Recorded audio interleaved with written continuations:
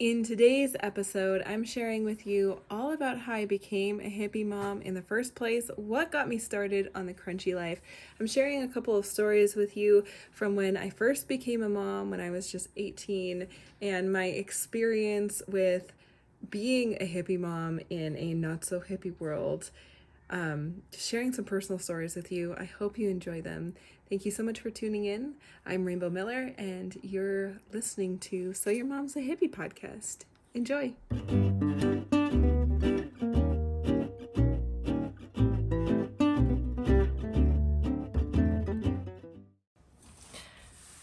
Hi, everybody. I'm so excited to have you with me today. Thank you for joining me, the very first podcast. I'm going to be perfectly honest with you. I'm actually reshooting this because I found myself recording these episodes, and during them I kind of like went outside my body and I was like, what am I doing? This doesn't feel authentic. It doesn't feel like me. I was trying to shoot them all at night when all the kids were sleeping and the animals were sleeping, so the bird wasn't going off in the background. I have a cockatiel and he's a little bit loud during the day. And I just found myself, it didn't feel like me. It didn't feel like this natural conversation. I always want to treat you guys like I'm speaking with a friend because in a lot of cases I am. And I always want to make it feel very cozy and relaxed. And I just want to show up like my true authentic self. And making this podcast was a extension of like my YouTube channel and my social media to be able to talk to you guys in a more candid way that maybe I can't do on the vlogs or something. And hopefully the audio is okay. I'm working on that right now. I'm waiting for my mic to come in, so I'm just using my husband's AirPods, which are, the sound is kind of weird for me. But anyway, yeah, it just wasn't feeling authentic to me. I was trying too hard. Let's be perfectly honest. I was trying too hard and it just didn't feel like me, the final product. So I thought, do you know what? People are coming here to listen to me and to tell, so I can tell them stories and so I can have wonderful conversations with people. It doesn't matter where I'm sitting. It doesn't matter what the background looks like. It doesn't matter if the lighting is consistent or what time of day it is. I caught myself being too hard on myself again.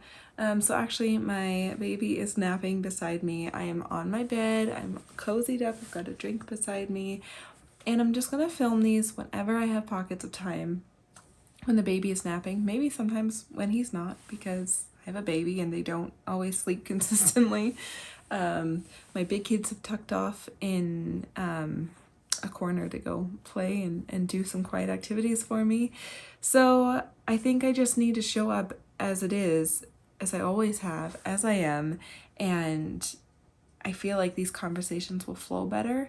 And I don't know, I just want them to come from the heart. I need them to come from me. So, okay. Now that I've said that, I feel better. Hello, you guys. Today I want to talk to you guys about kind of how I became a hippie mom in the first place. And first of all, I should say I love the name and the title of this podcast. You guys helped me name this on Instagram, and So Your Mom's a Hippie. Oh, I just love it. I used to really hate the word hippie. I don't know why. It's not even that I hated it. I think I resisted it because I grew up with like super hippies as parents, like 70s flower power, let's have a commune. Like those were 100% my parents. My name is Rainbow. I mean, that came from somewhere. So I think for a long time I really resisted and pushed away the hippie association because I have a lot of childhood trauma. And I think for me it was like, I don't know, this way of like, oh, I don't want to be like that. I don't know. It was weird.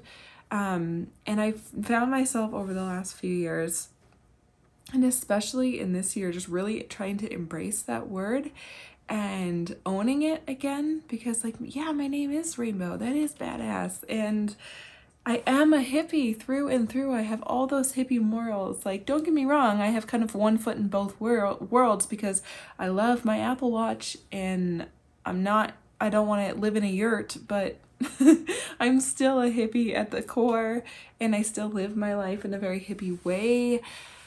And so it's okay to embrace that word. Hippie is not a bad word. And so kind of understanding that for myself and just allowing myself to embody that more. This podcast name couldn't be better for me. So thank you so much to all of you who follow me on Instagram and helped me with that in my stories. It was one of those things where I think that's why I was struggling to start filming this episode or this podcast in general. I've been kind of hyper filming episodes, so I have a few just in the vault in case life goes crazy and I miss a week or something like that. You guys will not miss a week hearing me, so that is good. If I'm quiet, I'm sorry. I'm trying to, again, fix this or work with a volume that I've been given with the headphones until my mic arrives. Today, I wanted to talk to you guys about like how I became a hippie mom in the first place, because let me tell you, I did not think I would ever be a super crunchy hippie mom. Like, that was not my plan before I had kids. You know how we always have that like plan, oh, I'm gonna be this way when I'm a mom, I'm not gonna do that, oh, I would never do that, and then we become a parent, we're like, oh, hello, humbleness. So I never actually anticipated being a hippie crunchy mom in the slightest. I thought I would be like a soccer mom. I thought I would be super organized. I would be on like, volunteering at the school, being on whatever committees they have. I don't know. My kids have never been to public school, so honestly, I don't know the lingo. I'm definitely showing myself as a homeschool mom. But I never planned to be a hippie mom. It was never in the cards for me. I think it was deep down, but it wasn't the idea I had going into motherhood. And then I had a hospital birth that I hated so much that I didn't realize I hated until I was like actually there in the hospital. And then having my daughter, my first child, really shaped my parenting in an instant. It was like she turned everything upside down in the best way, and it really rewrote it opened the door, really. Motherhood opened the door to like finding myself and the type of mom I was going to be.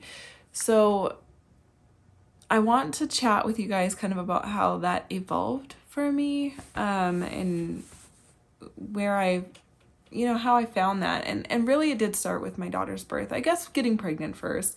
So I got married at 18, and then I had my daughter while I was still 18. My husband was 19, because she was born on his 19th birthday. So we got married really young, and we had our daughter right away.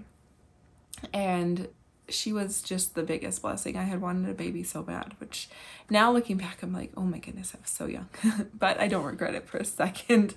When I was pregnant with her, it really did start this shift. I still had ideas of like the kind of mom I would be and the stuff I would do, and, getting ready for a baby. I put together a full nursery, and we did all these things because we're like, these are the kinds of parents we're going to be. If you know me now, that's kind of laughable because I've never used a nursery in my life. But she really started, like, I started doing yoga, and that was like my intro to yoga. That's when I began yoga. Now it's like almost a 13-year-long journey with yoga. And she really just kind of started things going. She started that ball rolling for me. And fast forward to her birth, I feel like there was, again, with the yoga, and I had interviewed a doula, which back then, that was super weird. People didn't use doulas. Like, a midwife was like, what is this little house on the prairie stuff you're talking about. Like, this was in 2010, and yeah, my daughter is turning 13 this year, which is crazy. Can't even, I'm sure we'll talk about that later, but like I can't even wrap my brain around the fact that I'm going to have a teenager. So yeah, I interviewed a doula, and I remember interviewing her, and we just didn't quite connect. I don't know, something felt off. It wasn't the right vibe, and I kind of got scared and was like, no, thank you. And I was like, ah, and I dropped it. And I didn't pick that back up. I didn't look for another doula. I didn't look further into like midwifery or anything like that. So I think it was there.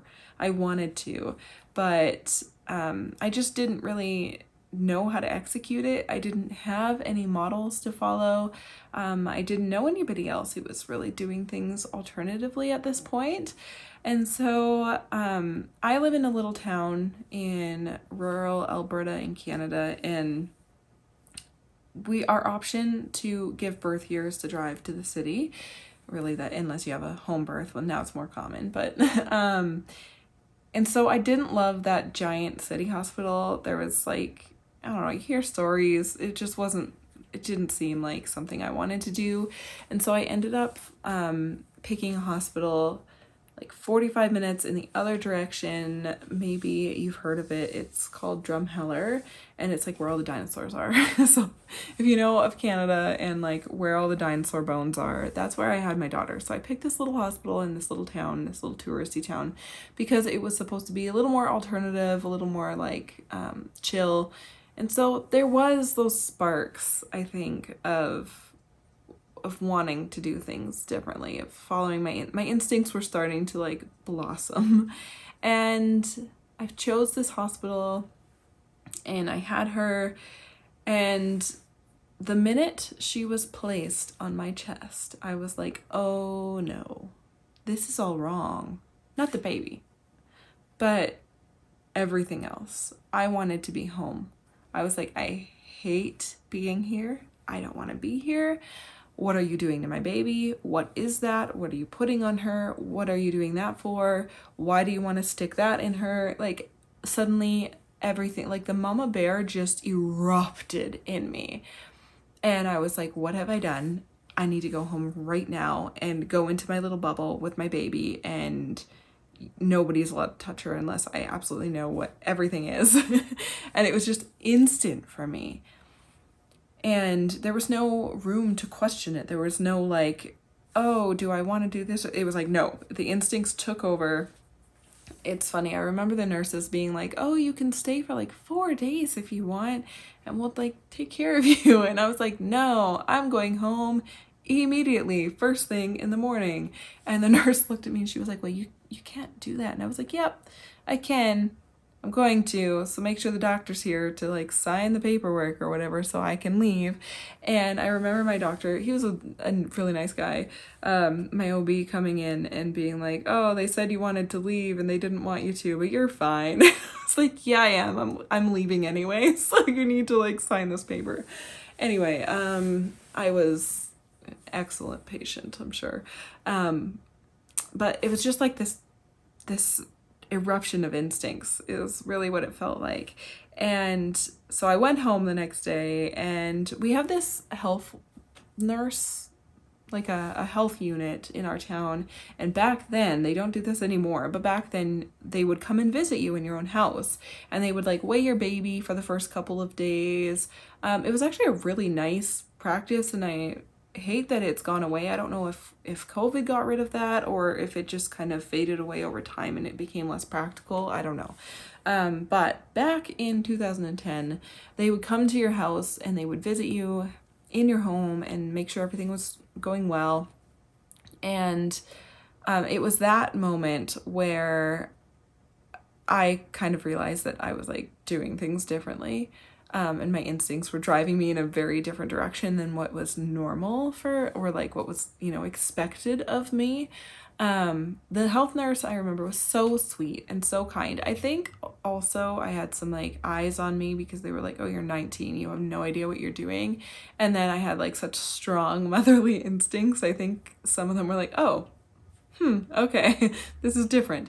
So the health nurse was lovely, and she came, and we actually had like lovely visits. But I remember like just opting out of things, and her being like, "Oh, why do you want to why do you want to opt out of this thing?" And I was like, "Well, I would like to research it first, and I don't know enough about that yet, so I'm not going to say yes." And I think it was expected of me to just say yes, whether I knew anything about it or not. It was like, "Well, I know more than you, so you should just say yes." And it's like, "Okay, cool. No, I'm going to figure out my own thing for this, or like I'm going to research it." And so motherhood really like cracked open the hippie for me. It's really like, oh, I'm not gonna swim the way everybody else is swimming. It's, I don't know. I look back and I'm so grateful for that set of instincts, because really questioning everything was the start of it. And I just wanted the best for my baby. I wanted the best for her. I wanted to know what was on her. I didn't want any harm to come to her. As you do as a new mom, you want to protect them with everything you have. And again, I think it's like those instincts that really held me and really like launched me into my motherhood journey. And I'm not like, everybody has different instincts, I think, but like this is just how mine went, and they just went this different direction. And I'm sure like maybe my parents' hippie influence, like maybe that did influence me, and maybe that's why I went in different directions. But something to know about me as well is I was actually raised, I have a really unique childhood, and I was raised by many different people with many different backgrounds, so I got a lot of different influences. So as much as like my parents' hippie influence was there, it was something, again, like I had said, I was really kind of pushing away and resisting. So yeah, it was, maybe there's something there, but I don't know. I would maybe have to explore that more. But wanting the best for her led me to researching and researching more and more about what was in the lotions I was going to put on her, what were in these, like I wanted to read the inserts of the pokes they wanted to give her, and I wanted to know what was in the baby food, and I wanted to, if I didn't understand an ingredient, then I would look it up. I wanted to know what it was. I wanted to be informed. And that, I definitely, looking back, had some postpartum anxiety that was fueled by some of this research. I think like it was just overwhelming. I think when you crack open the what is in all of the things I'm consuming and what is it that I am consuming and putting myself and my children around, that can induce a lot of anxiety, and it can feel really overwhelming and really scary. If you're listening to this, then I assume you are at least like a little bit crunchy, or maybe you're interested in it or something, or maybe you're like fully down and farther than me even. But I think you'll know what I'm talking about when I talk about the anxiety that can come with, it's the overwhelming amount of knowledge. And so I definitely like struggled with that. I think when I had her and as she was growing up, and it was just, it really fueled more. And it's a good and bad thing, I think. I could talk a lot about that portion. But yeah, it really did like slowly evolve into how I parent now. And now I'm confident in it. Like, I think when I was younger, when Mackenzie was younger, my daughter, I was defensive about it. I was passionate, but I learned the hard way that people were not going to be accepting of me doing things differently. My doctor didn't want to hear that I wanted to do my own research. The people that were involved in our life didn't want us to question the norm. When you start questioning the normal thing that everybody else is doing, it creates defensiveness in other people a lot of the time. But it naturally just made me kind of defensive because, again, I was young and I felt like I had so much to prove being young, because I was like, I'm not a typical young mom. I was married. Like, I chose this. This is something that I'm passionate about. don't put me in that box. And so I naturally kind of bristled and was like ready to be attacked at all times, which I definitely think made me like more anxious. And then I think I was also a pretty judgmental hippie mom back in the early days.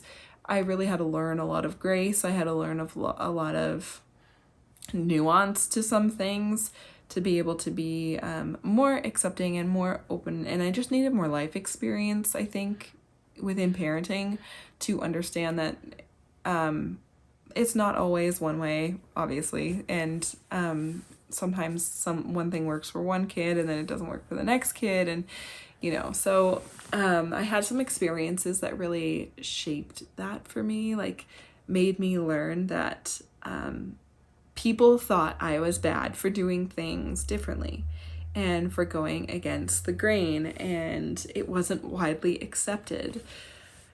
I remember going to my first baby group.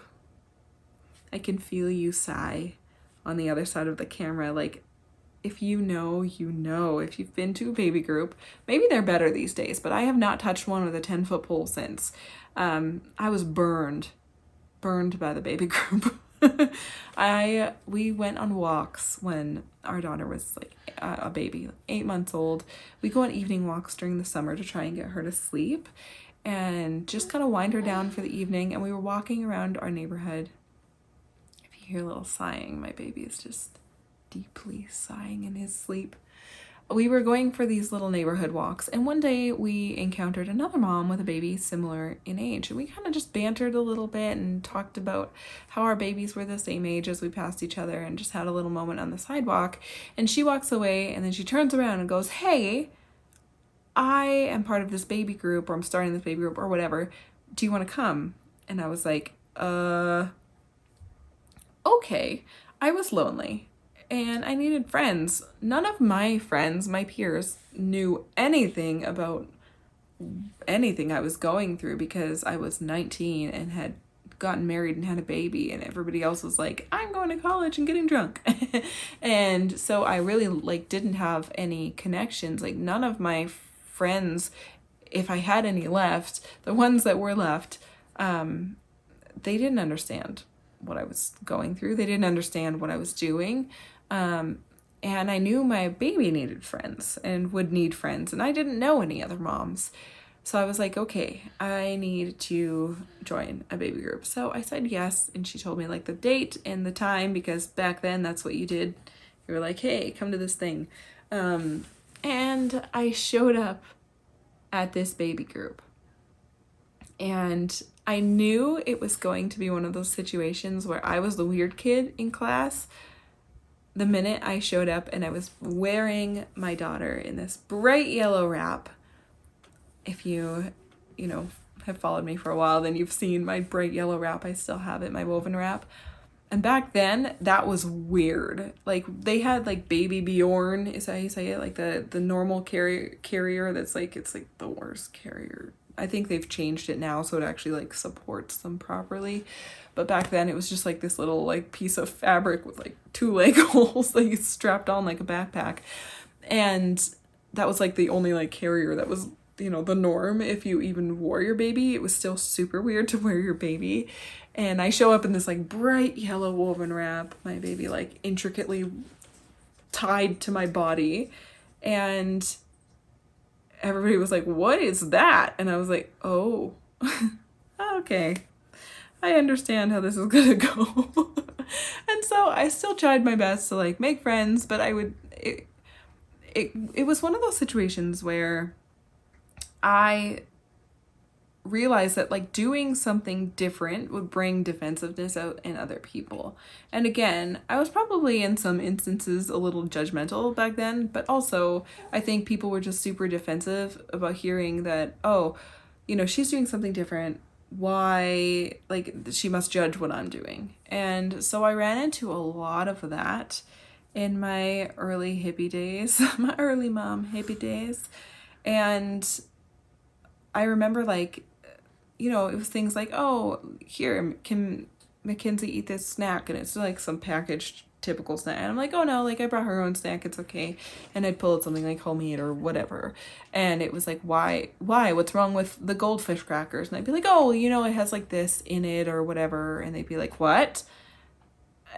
What do you mean it has this in it? It's like, well, you know. So there was like those instances where it would just bring out some defensiveness, and then I cloth diapered, and so like the first time, you know, Mackenzie's on the floor with the other babies, and you see her little cute cloth diaper sticking out, and they're like, what the heck is that? And it's a cloth diaper. And I think actually there was like one other cloth diapering mom in that baby group, so it wasn't super weird. But I'm gonna pick up my baby if you're watching and not listening. He just woke up, so yeah, it was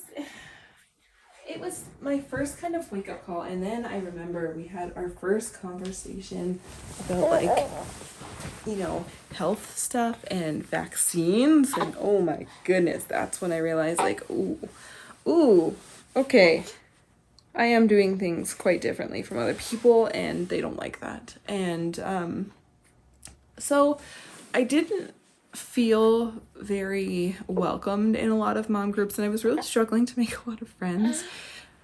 And that is where I found the online community.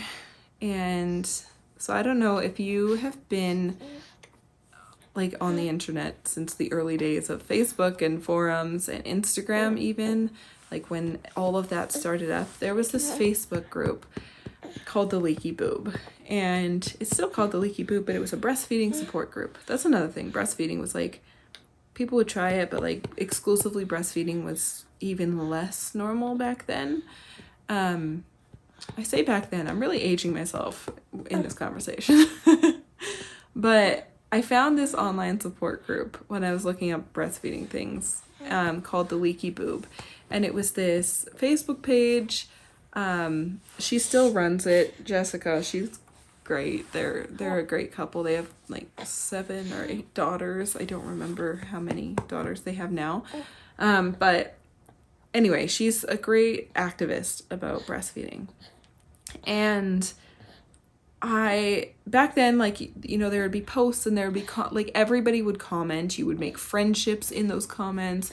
There'd be threads and forums, and you would just, it was very community based back then. And yes, there was a lot of judgment and a lot of arguing, like heaven forbid you ever post your kid, a picture of your kid in a car seat, and something was slightly amiss, like you'd be told real fast.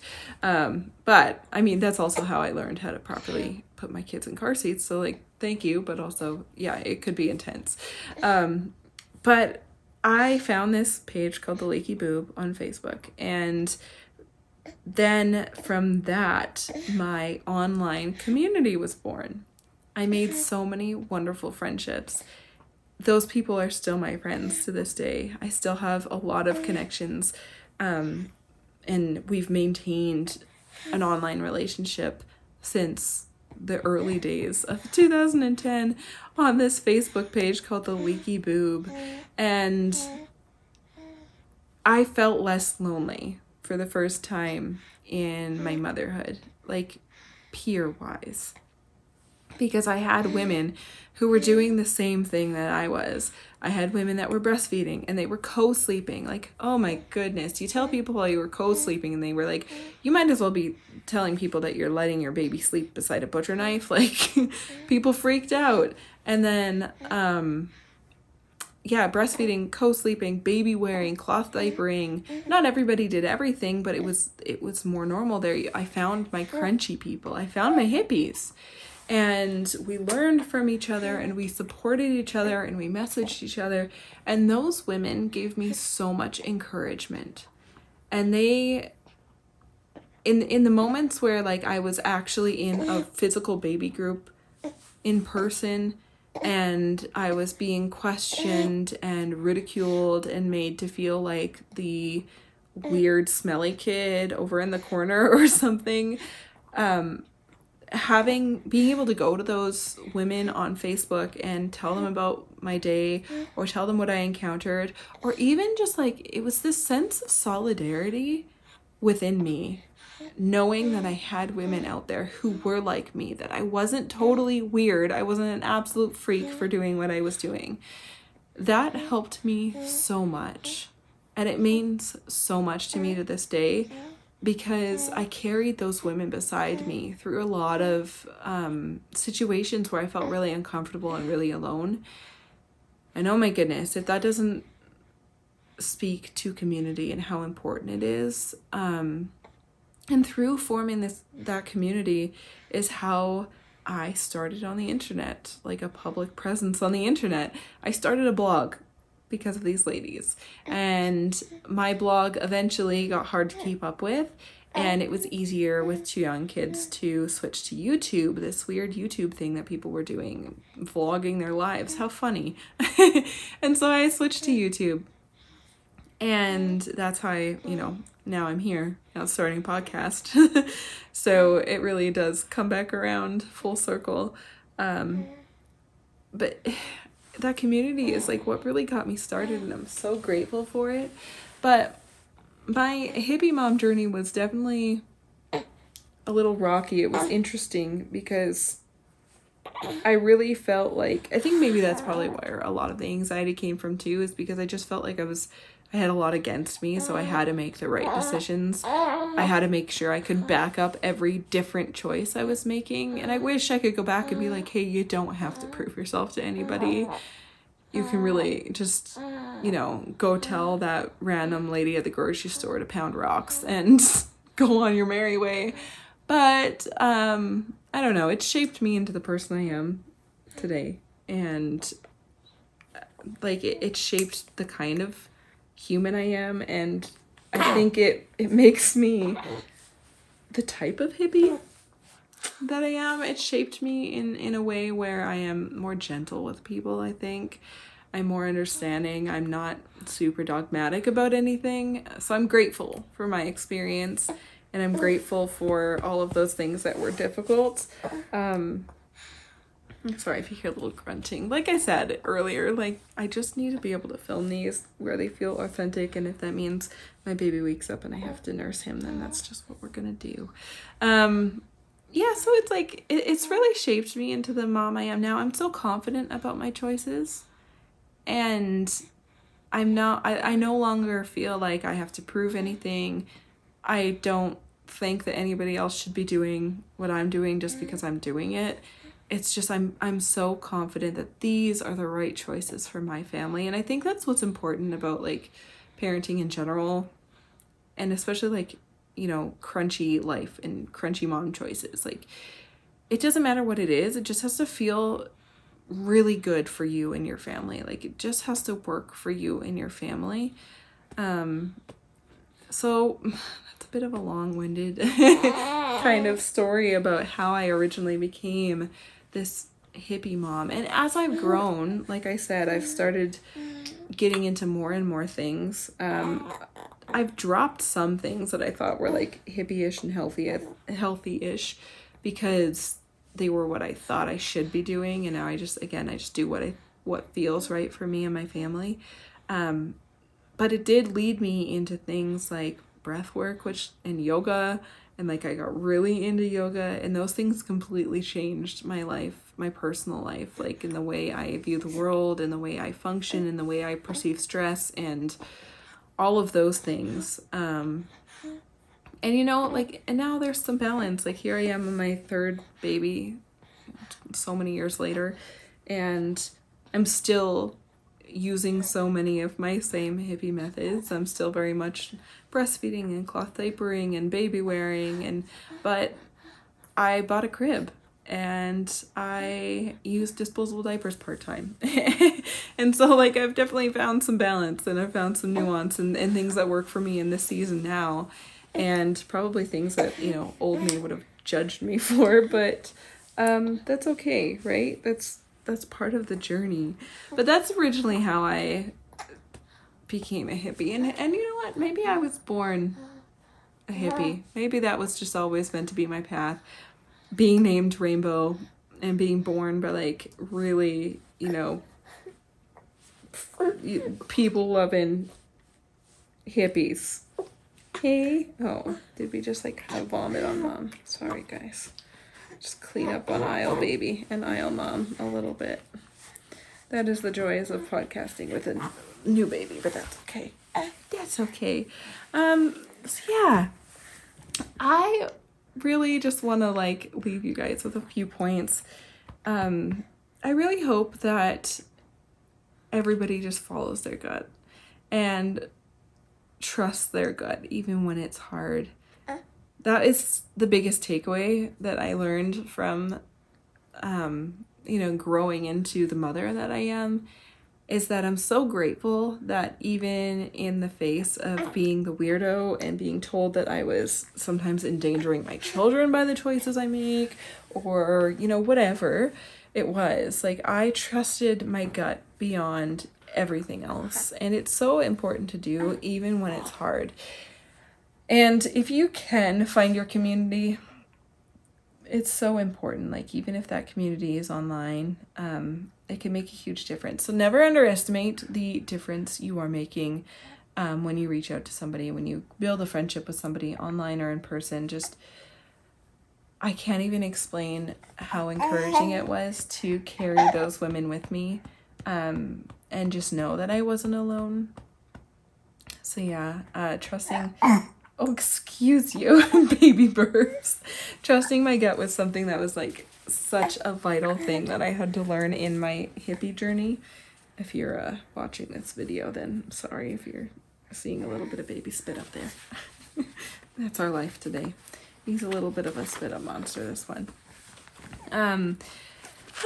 Yeah, that's a little bit of my story. I think I'm gonna stop here since the baby is awake, and I hope that I've given you guys a little bit of insight into how I became the hippie mom that I am. And now I'm just embracing it, right? Guys, if my volume is going in and out, I'm really sorry. I can hear my headphones doing things and my speaker doing things. Again, it's just, I'm trying to just be chill until my mic arrives and just make these really authentic and genuine podcasts, and make it feel like I'm just trying to act like if I was talking to you and you were in front of me and we were having tea together. This is who you'd get. This is the me you would receive. Okay, I think we're gonna stop here. I'm so excited to share with you guys so much more. I have so many more things I want to talk to you guys about. I want to deep dive into so many of these topics from all over the place. I want to do some interviews with people. I want to interview I'd love to sit down with my daughter and do an interview video. I would love to have Cody on the podcast. I think his perspective is really interesting, and his take on, life and being a man married to a hippie lady when he wasn't like that in the start, although now I think he is kind of a hippie guy and he doesn't even know it. But there's so much I want to do with this, and I just want to say thank you for taking the time to sit with me. Thank you for taking the time and giving me the space to kind of figure this out. This is a new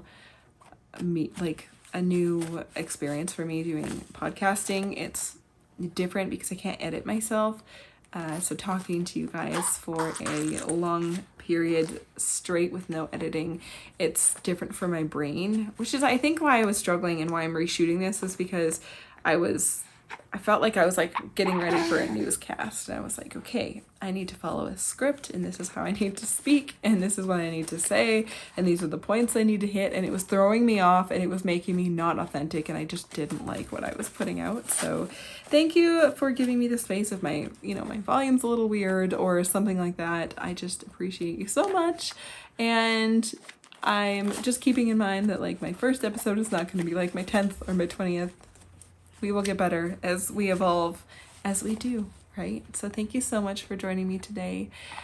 I hope you have a lovely week ahead. Happy Mother's Day for everybody who is in North America. Thank you for joining me today, and we will see you next week. Bye, guys. Thank you so much for listening to this week's episode. If you enjoy the show, be sure to like, share, and leave a comment. I would love to chat with you in the comments down below. You've been listening to So Your Mom's a Hippie with Rainbow Miller, and I will see you next week. Have a hippie day, my friends.